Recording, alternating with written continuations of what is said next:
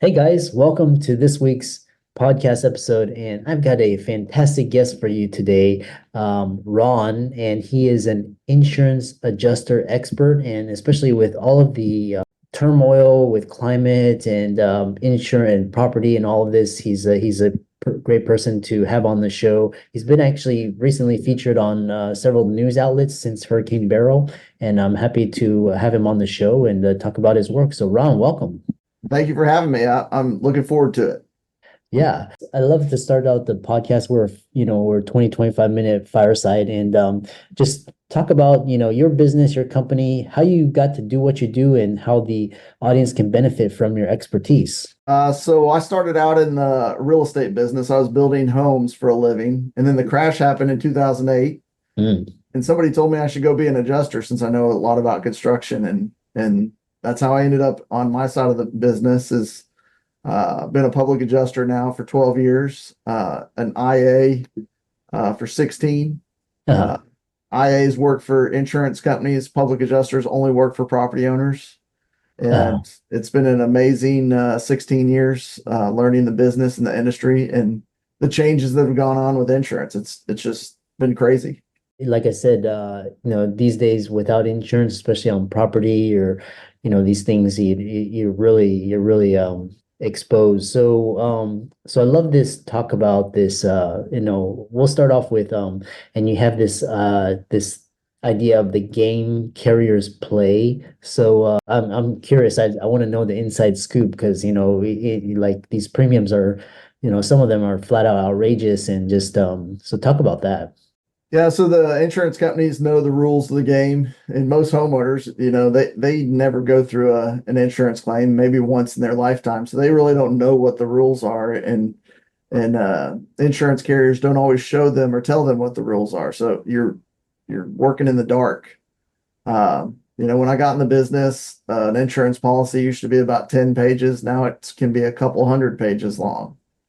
You need to have a law degree to read what your policy actually says. In most cases, it's gone crazy. And when you think you have coverage, but then on page 64 it says you don't have coverage because if this happens, or you think that you have a replacement cost value policy, and then once your roof hits this age, then you have an actual cash value policy. It's just crazy how insurance has changed over the last 15 years.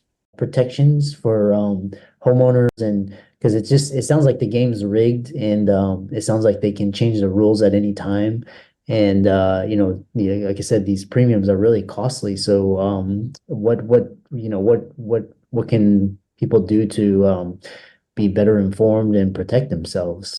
They need to start by reading their policy. And if they don't understand their policy, they need to ask somebody and get advice on their policy. Because,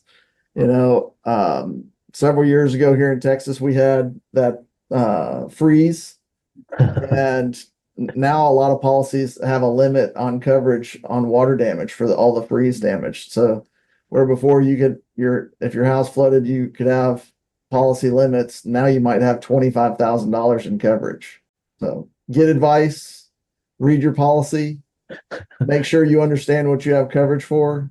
uh, And I mean, we do free consulting on policies all the time for homeowners yeah, and businesses. which is interesting because when you say read the policy, and it's almost like it almost reminds me of these credit card when you read the terms of service, and but like I said, it's a couple hundred pages, and it's just kind of like I said, it's quite frankly, it's a waste of time. But if you don't read it, you're SOL, and if you don't have it, you're SOL too. So when should a owner or a consumer engage the services of a public insurance adjuster? Once they feel like the insurance company is taking advantage of them. Sometimes that's at the very beginning of a claim. A large fire loss, Galveston right now, there's rain and flood and just about everything down there. Mm. And so property owners in a situation like that, it's probably too big a claim for them to handle. They need representation and they need somebody to help them through the claim process. And so I love this like a large catastrophic loss. What resources are available to help property managers with an insurance claim?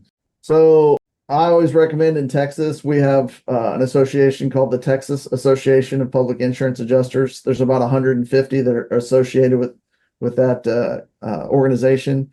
I'm a member. I'm actually on the board, and we believe we have the finest public adjusters in the state of Texas. If you're outside of Texas, I'm also a member of the National Association of Public Insurance Adjusters. There's close to 1,000 of us in that organization.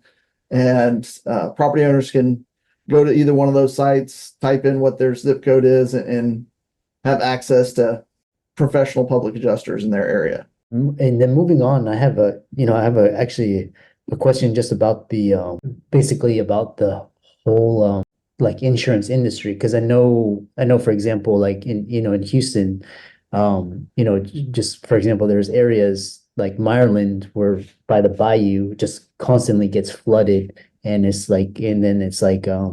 just like I know homeowners, they got demolished with the flood, and then they fix it up, and then it floods a couple months later, and insurance, like they're stopping coverage on just because it's just, and basically these areas, like these coastal areas that just get flooded, or tornadoes. What is your thoughts on the insurance industry and this ongoing climate change and the real estate industry? So one of the interviews that I had with Fox News was about the fact that just in 2019, 7% of property owners didn't have homeowners insurance. Now it's up to 12. And the largest portion of those people are people over 65 who are on fixed incomes. They can't put food on the table. They got to choose between paying $4,000 or $5,000 a year for insurance or putting food on the table because they're on fixed incomes and fixed budgets. Mhm. So you're having to choose between risking not having insurance and getting hit by a major catastrophe or feeding yourself. Inflation is hurting people across the country. And we see that every day in this business. People are taking bigger risks with higher deductibles and less coverage. And I mean, we probably talk to one or two people a week that they call us for help, and then we review their policy, and there's no help that we can give them because their deductible is too high, or that they really didn't have enough damage associated with their claim because they have an ACV policy, or they don't have coverage for what they're trying to get coverage for. I mean, it's sad. Which, like I said, I know for a lot of doctors in the audience listening, they're just like, for example, like OBGYN, or just kind of these high risk professions, like their insurance premiums are just so outrageous they can't Oh yeah. offset their profit. And oh, sorry, you're gonna add, but go ahead. No, I said, yeah. I mean, it's not just property that insurance is going up on. Medical insurance is through the roof also. Mm. And I mean, doctors are trying to find a place just to work, and they're being priced out of being able to work because of their insurance and what they're accepting and what they're having to pay out just to have general liability and general practice. Yeah. And the so our question for you is, with all of these high premiums and just everything, is the insurance industry making any money, or is it just kind of operating on thin margins, or are they basically just raking in the profit? I'm just curious. So I think that depends on what articles you read and who you listen to. Like in the state of Florida, insurance companies are saying they're going bankrupt and they're leaving the state and so on and so forth. But the same carrier that's not making any money in Florida is making record profits in multiple other states because they shift the money around. The money that they should be making in Florida, they may move to Virginia or New York or some other state, and then they make record profits in that state and leave Florida like they lost money.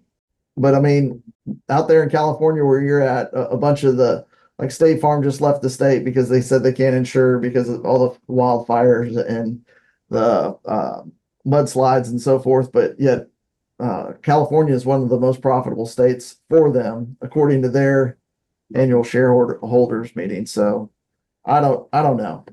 There's so many moving parts. You don't know what to believe on that stuff. I for one think they're making tons of money. If they weren't making tons of money, they wouldn't continue to do it. Uh-huh. And so this brings me to this idea because it's very similar to the medical profession, and I would say in the 90s it was really awesome. Doctors were making a lot of money, and then you came in managed care, and that destroyed everything. And but same thing with real estate, man. It's like real estate used to be very profitable, and now it's like now your tenants have more rights than you as a homeowner, and it's like all these like catastrophes. And is real estate profitable? Or I mean, it seems like it's more hassle than it's really worth. I think when it comes to real estate, it's all in what market you're in. I was talking to a buddy before I got on the phone with you, and land has been huge for him here the last several years.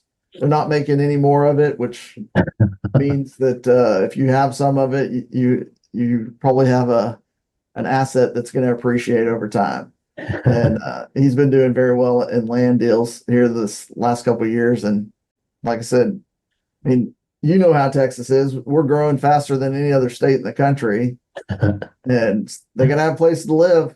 They gotta Yeah. have places to put their businesses. Yeah.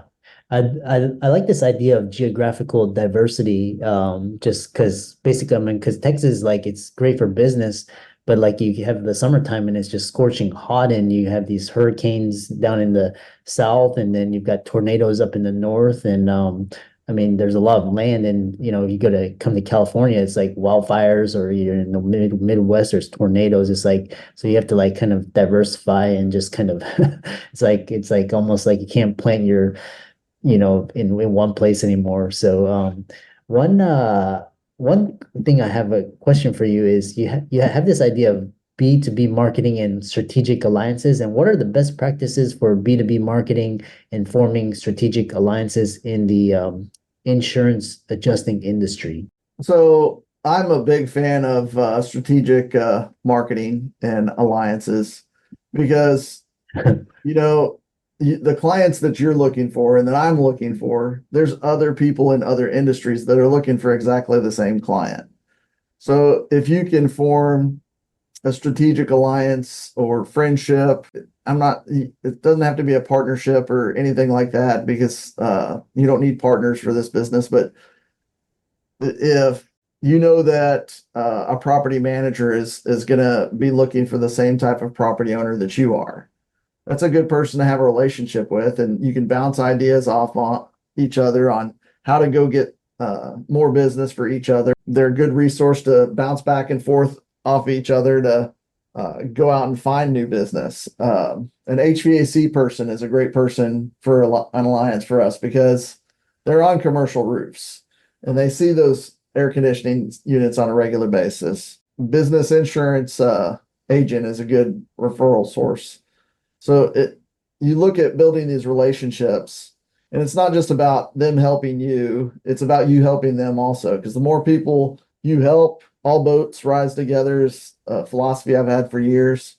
If I can help enough people be successful, I'll be successful myself.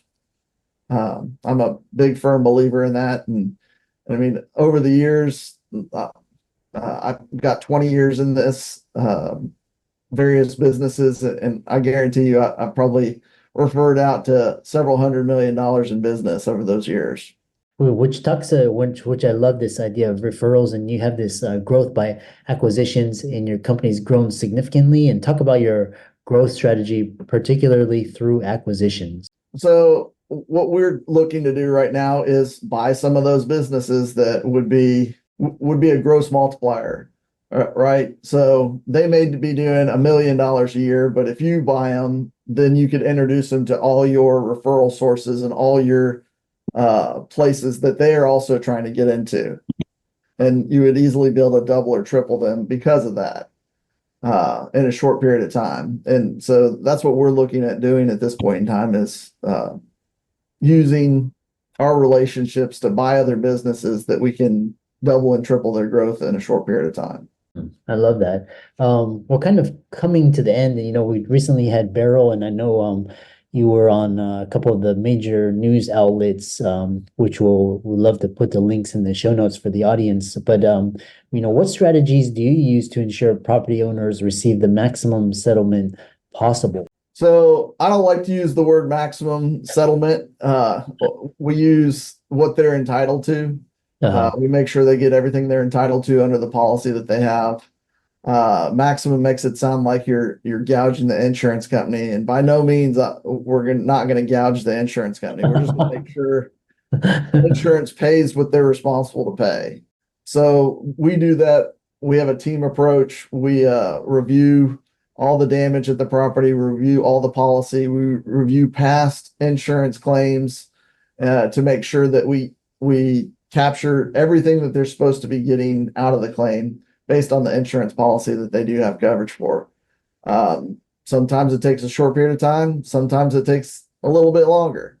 But we're pretty effective at what we do, and it's because of our team approach that makes us good at it.